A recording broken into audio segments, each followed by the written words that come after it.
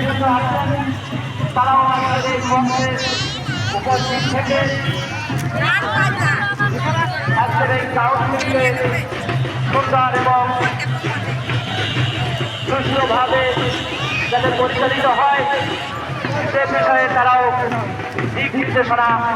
এবং সার্বিক দায়িত্ব পালন করবে।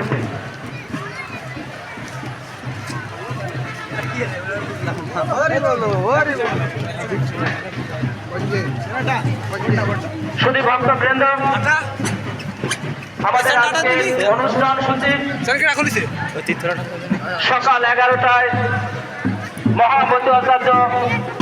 শ্রী পদ্মনাভ ঠাকুর, শ্রীমতী সুভদ্রা ঠাকুর, পূর্ণব্রহ্ম শ্রী হরিনাথ মন্দির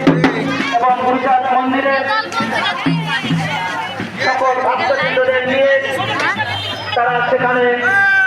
ঠাকুরের আতুল চরণে পূজা এবং শ্রদ্ধা নিবেদন করেছেন।